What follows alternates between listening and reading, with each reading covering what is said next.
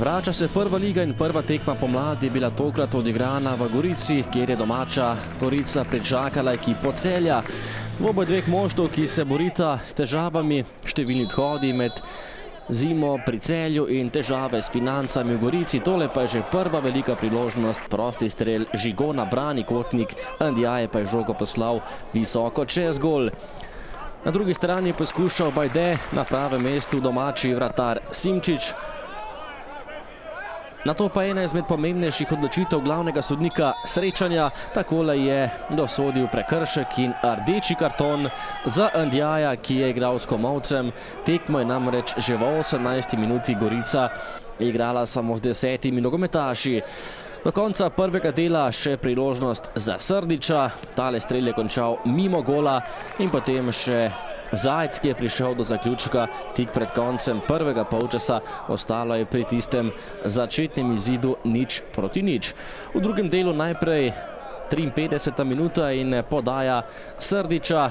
Streljal je Cebara, na pravem mestu Simčič, ki se mu je obetalo kar precej dela v temle drugem polčasu.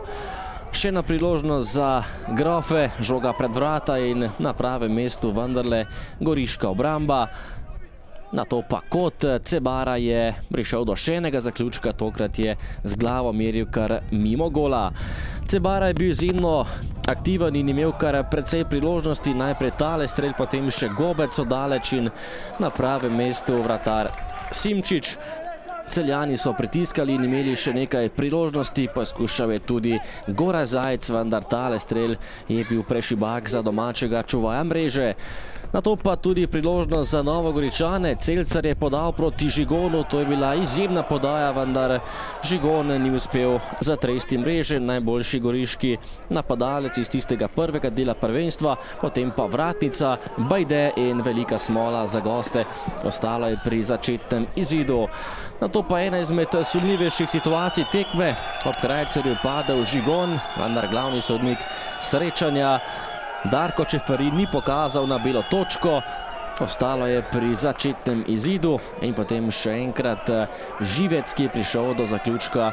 Odlično je pregraval ta bivši nogometaš Domžal, še v jesenskem delu igral v Domžalah, takole pa je ukrepil moštvo Gorice. Še en prosti strel in žoga je končala mimo vrat Kotnika. In še zadnja priložnost tekme. Goričani so igrali odlično, v zaključku tekme Celcar je streljal in še ena odlična obramba Kotnika, ki je rešil svoja vrata in ostalo je pri tistem začetnem izidu 0:0.